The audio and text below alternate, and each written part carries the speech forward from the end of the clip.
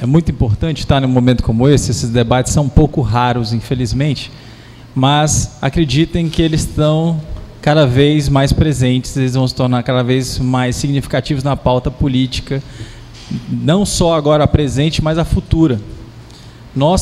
As nossas formas de comunicação sofreram enormes modificações nos últimos 10 anos. Se você tentar lembrar qual é o celular que você tinha há 15 anos, se é que você tinha um, não lembra, né? Ou como é que era a importância de você utilizar a internet? Vamos ver aqui. Vamos botar 10 anos aí, 91.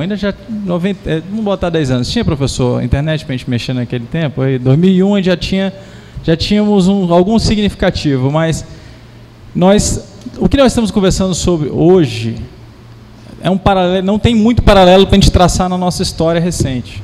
Aliás, na história humana não vai ter.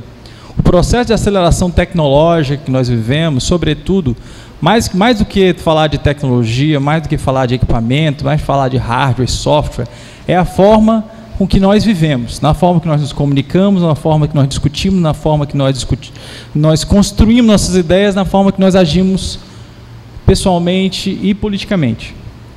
Então, se hoje a gente imaginar a retirada dessas ferramentas de comunicação que muitos de nós começamos a adotar há um tempo relativamente curto, em que, se nós formos lembrar, muitos aqui, tirando pela idade, muitos que estão aqui presentes, tirar pela nossa juventude, não tem paralelo com a juventude atual, tá?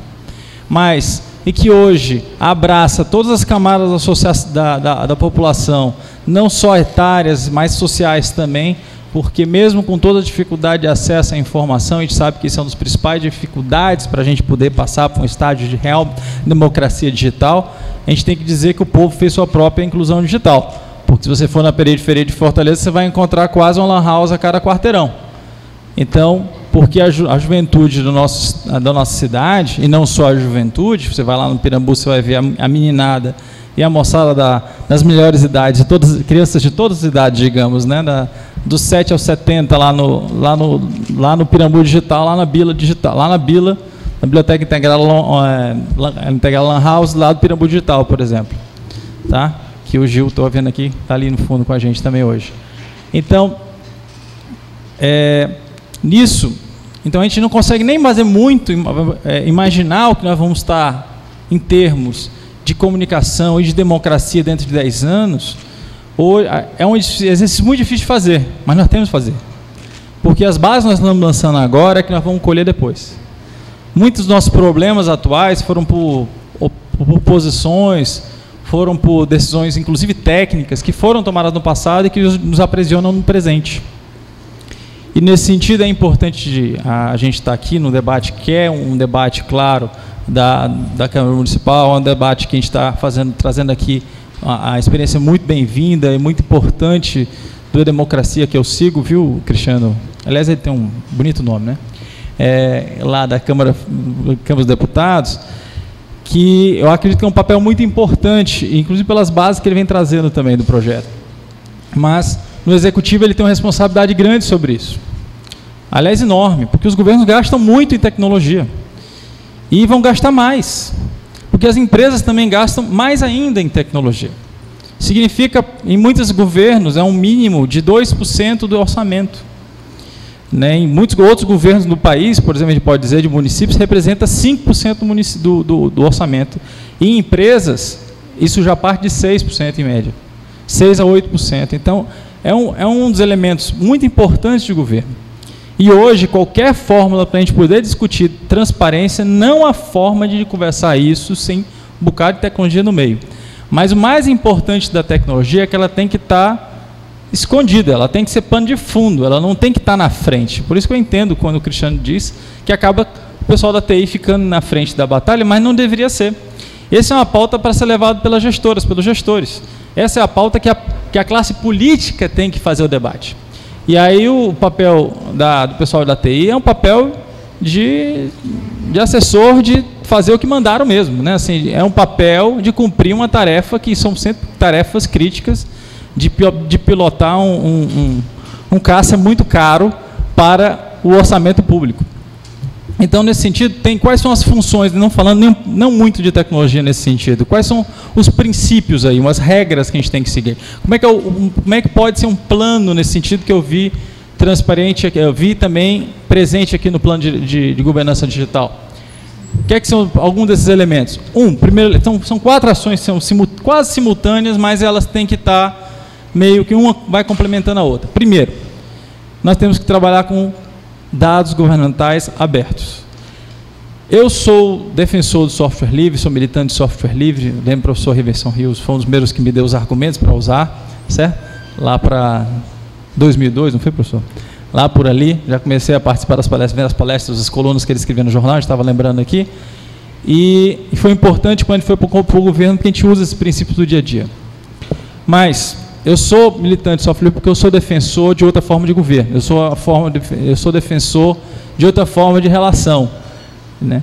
Então, para a gente poder chegar em qualquer mudança de política governamental, a gente precisa ter transparência. Então, dados governamentais para a transparência.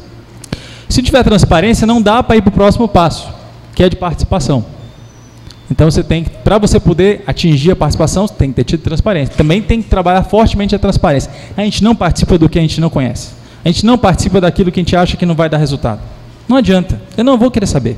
Eu lá sei o que vai acontecer, eu participei, o que aconteceu daquilo. Não sei. Claro, então tem que saber quais são as consequências.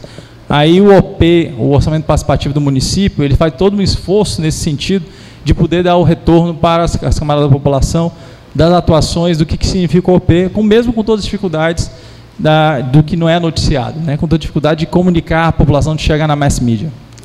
Mas numa terceira etapa é provocar colaboração, porque não adianta também só ouvir, o outro tem que colaborar, ele tem que fazer parte, ele tem que melhorar a ideia.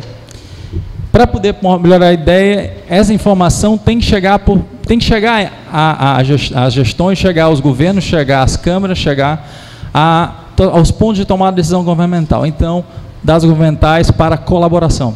Então, tem que ser 2.0, como não adianta fazer um modelo televisivo, eu falo e vocês escutam. Certo? Esse modelo que nós estamos fazendo aqui é 1.0 agora, nesse momento. Né? Assim, eu posso falar à vontade, vocês vão ter que ouvir, né? Gostando ou não. Mas no 2.0, nós todos poderíamos estar discutindo ao mesmo tempo. Todos nós colaboramos. E todos nós temos relevância. E é muito bom, porque quando você colabora em rede, você não está vendo a cara do sujeito, não está vendo como é que ele está vestido, você não está vendo se é homem ou se é mulher, você não está querendo definir a pessoa por algum estereótipo que ela possa portar. Aí você vai ter que debater a ideia que ela está trazendo ali. Eu não estou querendo saber se é um menino de 12 anos de idade que tem uma excelente ideia, ou se é uma sumidade, certo? Inquestionável medalhão de algum campo do conhecimento, que pode estar fornecendo informação que não vai ter relevância nenhuma, mas a rede ela é democracia. Ela permite que a gente possa ter uma relação horizontal e não uma relação vertical. Então, se o primeiro foi transparência, o segundo foi participação, o terceiro vai ser colaboração. E por fim, ubiquidade. É a capacidade de você estar em vários lugares ao mesmo tempo, em vários ambientes ao mesmo tempo.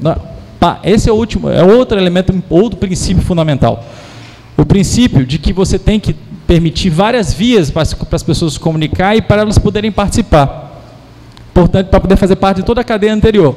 Então, sim, tem que estar disponível na internet. Sim, tem que estar disponível em documento para quem algumas pessoas possam ter. Sim, mas tem que estar disponível para meios que o sujeito vai acessar. Sim, naquele computador padrão, o Intel, sim, claro, mas tem que ser numa forma também que eu possa ver nesse outro dispositivo que agora tem por todos os lados, né, que vocês veem em todos os cantos, e cada vez mais eu encontro lá com caixa do supermercado, com o varredor lá do shopping, ou então do empacotador que está lá discutindo sobre o Xing Ling que ele tem, que é M24, que faz de tudo o celular dele, e ele está trocando tema aqui com outro sujeito que tem outro empacotador de supermercado. Bem, ele tem que poder se comunicar de todas as formas possíveis e que pudermos viabilizar. E, por fim, aí eu falei de princípios quem tem que discutir isso é a classe dirigente. É quem está à frente dessa responsabilidade da tomada de decisões. Aí, para fazer uma colaboração é a parte técnica, obviamente a gente tem que também falar nossas sopa de letrinhas, né, mas tentando ser um pouquinho democrático. Primeiro, sobre a informação. Primeiro, a informação, acho que o professor Ribson até levou algumas preocupações. Primeiro, os dados têm que estar completos, não pode estar faltando, não. Você vai entregar? Entrega mesmo, certo? Entrega completo, entrega o que estiver disponível. Segundo, os dados têm que estar atualizados. Não adianta você tentar tratar de informação que é velha, você não vai funcionar. Informação desatualizada, você não quer nem saber. Informação que você vê, esse negócio é notícia na internet, mas tem 3 anos, não vale nada. No nosso tempo da velocidade de informação não vale. Outro, os dados têm que estar acessíveis, ele tem que atingir o maior número de usuários que possa. Então tem que estar acessível não só para aquele usuário padrão do Internet Explorer que roda em Windows, não pode. Tem que estar disponível não só para os navegadores, mas tem que estar disponível para quem também tem dificuldade de acessibilidade à informação. Aí são os princípios da acessibilidade que nós já temos padrões para atender isso. Nós temos software para testar essas coisas já, se eles são acessíveis ou não. Mais um elemento, os dados têm que ser possíveis de ser analisados por máquinas. Olha, se ficar dependendo para uma pessoa ter que abrir um arquivo em TIFF, certo? Que é um arquivo de imagem, que nem toda máquina lê, não, porque ainda por cima é um formato fechado, tá? Então, se você não conseguir, você não vai conseguir achar informação, porque as pessoas não procuram informação com um dado preciso, elas têm que ter uma forma bem ampla. O professor falou aqui sobre a questão da capacidade do texto. Outro, a informação precisa ser não discriminatória, ela não pode ficar limitada a algum tipo de registro que faça um controle amplo, né? Ela tem que, se é para estar aberto, tem que estar aberto mesmo. Claro que pode ter alguns modelos para acompanhamento, mas ela deve estar amplamente disponível, inclusive para que possam ser copiados. Eu não entendo esses sites de dados governamentais abertos que não pode copiar nada. Não entendo. É contra o princípio em si. Estou acabando. Mais 2 pontos só. E segundo, T7, os dados têm que estar em formatos não proprietários, ou não privativos. Não dá para eu fechar, eu quero acessar aquele arquivo.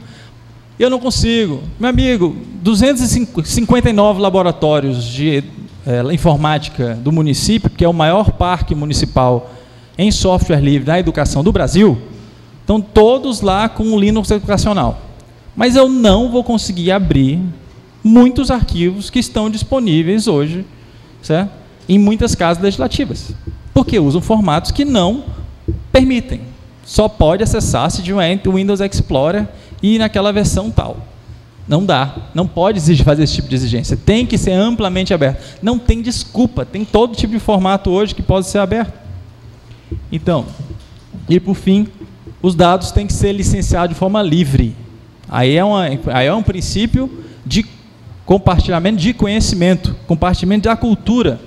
Se os dados são de governo, quem paga foi o povo, tá? Porque aquela informação vai estar protegida por copyright. Por quê? E que não vai disponibilizar, não vai tornar possível que possa ser compartilhado.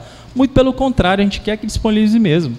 Então, esse é um outro princípio técnico que as equipes têm que seguir. Aí fica aqui como contribuição, claro que a gente vai estar sempre colaborando com o pessoal da PGD e a Prefeitura de Fortaleza hoje, que trabalha também no seu plano diretor de tecnologia de informação, segundo seus princípios. Hoje é a Prefeitura, é a capital brasileira que mais colabora com os demais municípios brasileiros, disponibilizando seus próprios sistemas aos demais municípios.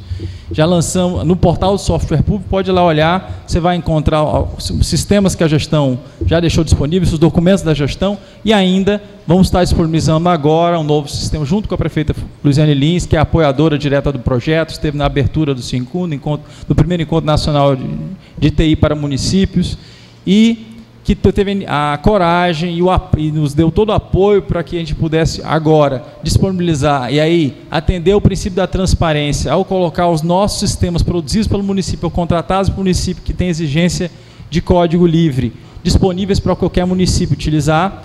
Estamos lançando alguns sistemas e até o ano que vem esperamos lançar mais, de forma a continuar essa cultura de colaboração e de dados governamentais abertos que ainda estamos no princípio do debate e que esse plano de governança digital traz uma enorme contribuição. Obrigado.